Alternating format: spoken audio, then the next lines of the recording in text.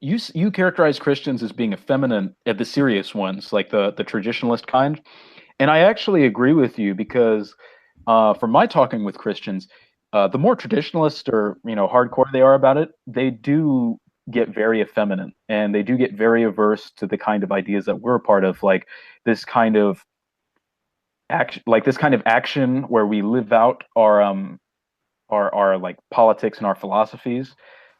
They're kind of averse to that. Where they are more about being insular. So, I mean, why would you say Christianity? Or how would you say like Christians are feminine, like the hardcore ones?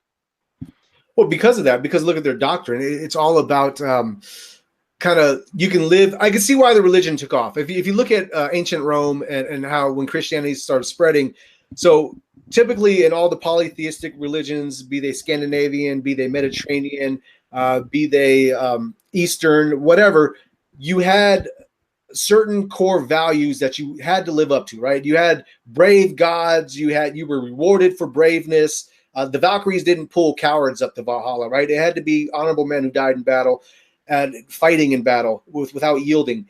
And Christianity is the exact opposite. It's you could be the beggar, the loser, the cuck, whatever, just accept Jesus and you're going to go into paradise. So I could see how this, and it largely took off with the lower classes in the Roman society at first, just for that reason. It was a religion for everybody. It was a religion for the loser. And I don't want to insult Christians listening right now, but I'm just telling you my interpretation of how this religion caught on and its core tenets of it. So you have this with turn the other cheek. You have this with that mentality of, give on to Caesar what is Caesar's. And in the Old Testament, it's different. It's all about collecting gold, gaining wealth, killing your enemies, like completely different mentality. You will be few, but you will rule over the world. Like this was their mentality, while Christianity was like the polar opposite of that was, no, get slapped around. Don't worry. The rich man's not getting to heaven. You poor, more meek people will. The meek will inherit the earth, et cetera, et cetera. So it promotes these values that I find are not only anti-masculine, but against nature. So it caught on and it had man get away from natural order, which is one of the big things with Christianity. Like I always say, like, I think the two plagues of the modern age are capitalism and Christianity.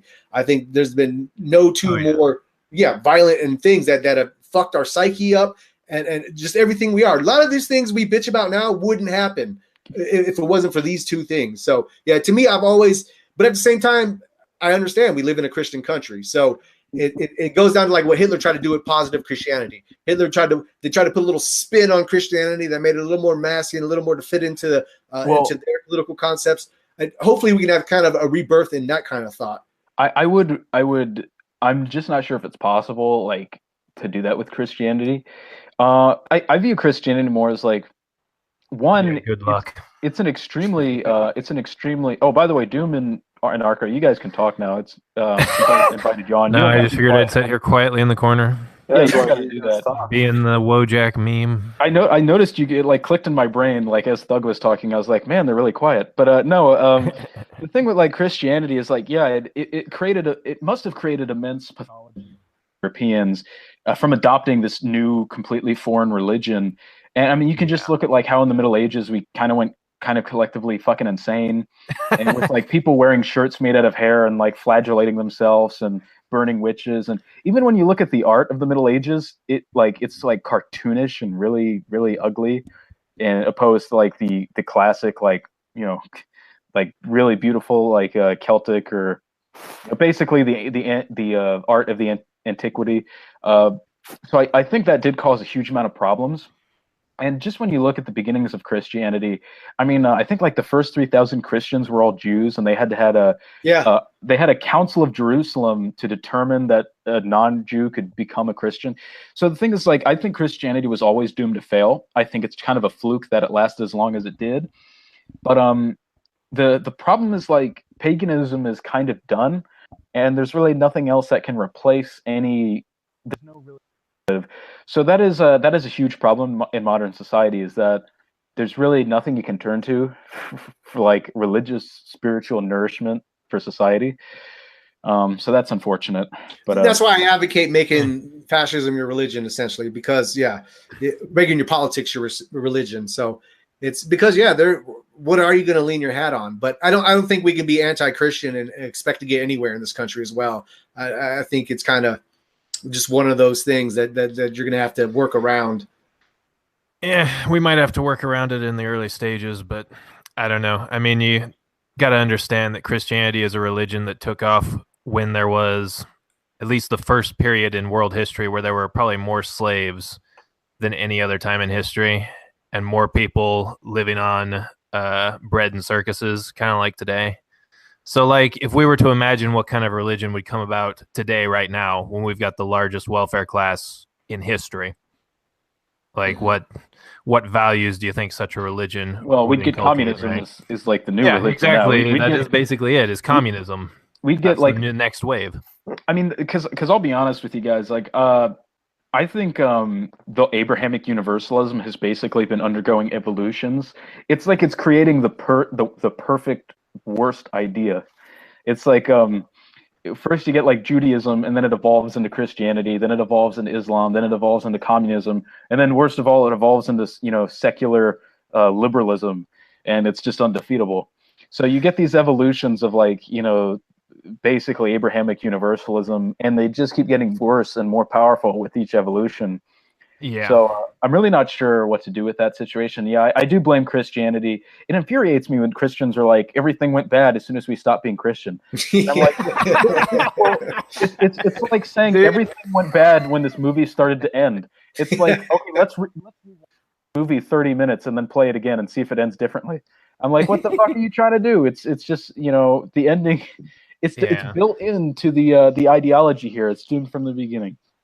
That's basically what I wanted to say, is that, everything has a natural end. Everything goes through its course and ends. And I mean, I kind of agree with CT that, right now you're not really getting anywhere just being a militant atheist. Or, I mean, obviously none of us here are atheists, or at least none of us three that I know of are atheists. I don't know. I'm not an atheist, but okay. I mean, atheism that's not our end goal anyways. But No. as for dealing with Christians, I mean, I guess we kind of have to be diplomatic maybe if we want to go for like mass political appeal. I don't really know that going for mass political appeal is workable at all, actually. I'm kind of getting blackpilled about it lately, but I don't know. I just don't know how we can deal with these people ultimately, though, because their values, like you said, I mean, they keep cropping up, and they're not very nationalistic. They're certainly not very racialistic. Quite frankly, what we've got going on, what we saw at Charlottesville and what we see with other monuments being taken down around the country, is they're deleting our culture and trying to install some new programming in the same way that Christianity deleted the various European cultures before it, and tried to install a new program.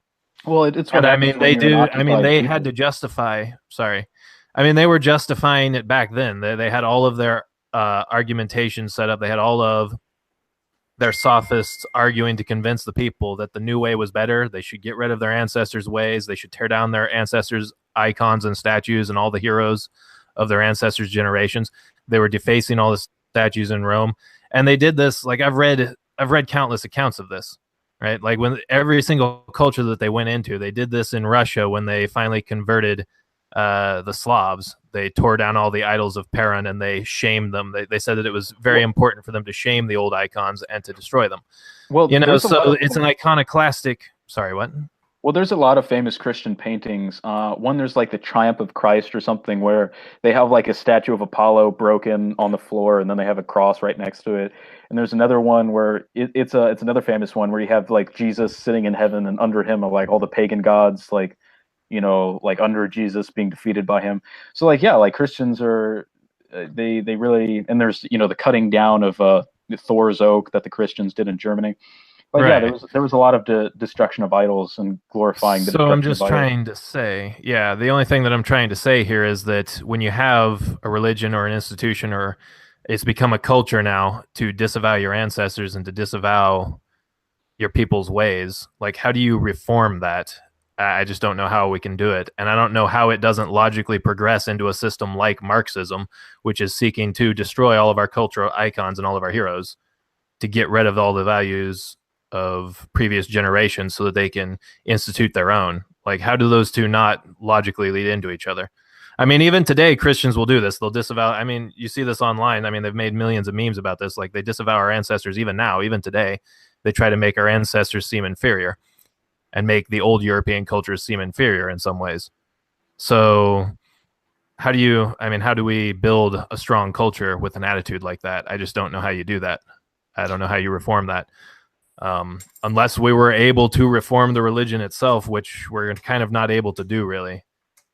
They were able to do that in the early days when most people, like 90% of the people, couldn't read, so they had no idea what the actual religion was, so they could edit it or, have councils to decide what they wanted to remove. We can't really do that now, I guess we could, but we would need power. I mean, that's the only way we can actually get this wheel to turn the other way is first to have the apparatus of power and information behind us. And, that's going to be a hard fight to even get there. So right. There are some other problems of like the Chinese getting into like the Vatican, and they're like basically specifically infiltrating it for their communist agenda to subvert the West. Like it's when you're talking about a lot of big branches of Christianity, like especially Catholicism, and their third worldist policies, that's really going to backfire on them soon. And it's going to be horrifying to see that play out in Western countries. But dude. The Christians are gloating all the time about how they're converting millions and millions of Chinese and millions of Africans, and if that's going to come back to bite us, man. Have a fucking Chinese pope. Exactly. They want a Chinese communist pope. Like, yeah, they think that they're subverting the Chinese, but I think it's the other way around. The Chinese are going to use Christianity to subvert the West even further than it's already been fucking done, man.